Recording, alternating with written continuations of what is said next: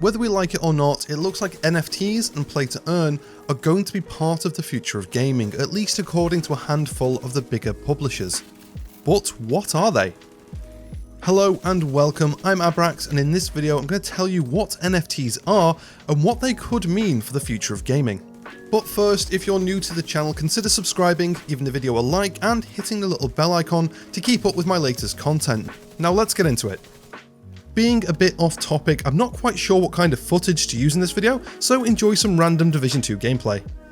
NFTs have been around for a while now in one form or another, most commonly seen online as a JPEG image or a short digital clip. I'm sure at some point you've been browsing the internet on Twitter or Reddit and stumbled across an argument between two people because one of them have screenshotted an NFT image and the original owner is outraged by this high IQ play.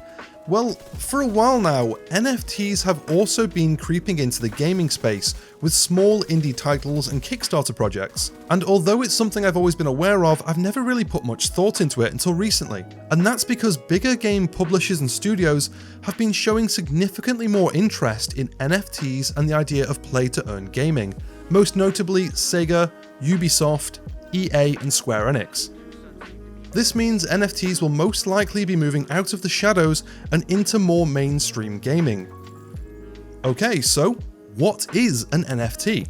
NFT stands for non-fungible token, fungible being an odd word here, but it essentially means replaceable, so you could simplify this to a non-replaceable token, meaning that there is only a limited number, usually only being one, of these digital tokens that cannot be replicated or replaced. NFTs can be anything digital, from an image, video clip, a piece of music. If it can be created within the digital space, it can be an NFT. Imagine this, you're playing a game that has NFT weapon skins, and only one of each of these skins has been created. You could have, say, a red weapon skin and trade that to another player for another NFT weapon skin, or sell that skin to another player for a cryptocurrency or real-world money. You would no longer be the owner of that skin. Just like with a physical item, the ownership of that skin would belong to the other player, and the only way to get it back would be to trade or buy it back from the new owner. This is something that already exists in a bunch of smaller games where NFTs are taking the form of things like virtual trading cards, in-game collectibles, and gotcha monsters, and anything else that can be monetized. NFTs can literally be anything digital. And these are being bought and sold with real-world money or game-specifically created cryptocurrencies, which could be a whole video of its own. Now you're probably thinking, okay, well, what stops people from creating copies of these NFTs? And this is where we need to get into blockchain technology. Think of a blockchain as a digital ledger that is copied and updated across the systems that are in the chain, each of these systems being a block in that chain. This is what logs who owns what NFT or amount of cryptocurrency, and can then verify it across a chain of systems to make sure there aren't any discrepancies. The problem with blockchain technology is it does have a potentially heavy environmental impact because of the amount of power it actually takes to keep the system going. So now we have a rough understanding of NFTs and blockchains, so what does this have to do with games?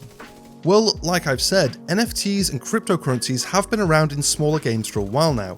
In a lot of cases, not in substantial games, but more games built around NFTs and cryptocurrencies, creating a minimal viable product in order to cash in on the current trend. As an example, this is Axis Infinity, a Pokemon-esque game where you buy and trade NFT monsters called Axis. To play, you need to buy into their cryptocurrency with your real-world money. Then, buy the Axis and use them to play, battle and earn their cryptocurrency as you play, which is what is currently referred to as play to earn. Now, play to earn sounds pretty good, but to play Axis Infinity, you need 3 of these Axis NFTs, and these are currently selling for the equivalent of between $400 to $900, and the most expensive one I saw was $1,600, and you need 3 of these. That's right, 3. Recently, a few of the larger publishers have turned their eyes on NFTs and play-to-earn gaming. Like I said, companies like Ubisoft, Sega, EA, and most recently Square Enix. with Ubisoft considering NFTs and blockchain as a revolution in gaming, and EA saying that NFTs and play to earn are the future of the industry. So I think it's safe to assume that we will be seeing these in larger titles in the future, but at this point, who's to say if they'll be around to stay or just a flash in the pan?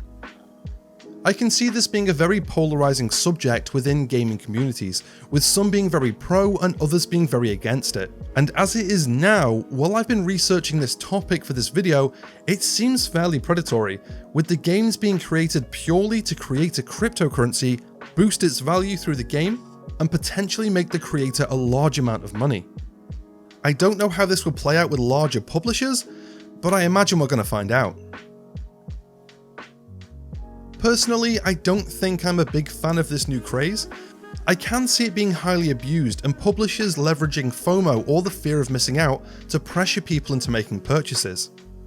Or, like the example I gave earlier with Axis Infinity, mainstream games could be created with a high barrier for entry cost and the promise of pay to earn, so you could earn your money back. But it could be at such a slow pace, it could take years for you to see a return on your investment, or worst case scenario, the game could even shut down before then. Also, as a side note, I feel games implementing cryptocurrencies and NFTs may remove the level playing field of games, and potentially add more pay-to-win elements. Not to all games of course, in some I imagine NFTs to be things like weapon skins, digital land on a map, or in-game cosmetic items, but anywhere where you'll be able to buy functioning gameplay elements, like in Axis Infinity or the NFT card game Splinterland. What is stopping a new player from simply using their bank account to get straight to the top by heavily investing and buying the best possible monsters or cards currently available, while others will have to build up enough currency that could possibly take a large amount of time to compete? I mean, to me, that is the very definition of pay to win. But this is just a thought, it's very early on, and we'll all have to see how this plays out. So, what do you think about all of this? Is this something you're interested in or against? I would love to hear about it in the comments below. I'm really curious about how people are feeling about this, because currently I'm hearing so many different opinions and viewpoints. It seems to be very dividing. And of course, if you enjoyed this video, giving it a like will help me battle the dreaded YouTube algorithm, and subscribe so you don't miss any future uploads. Also, if you would like to support the channel, you can now become a Patreon for as little as £1 a month. You'll find the link for that in the description, along with my Twitter. Thanks for watching, and I'll catch you in the next one.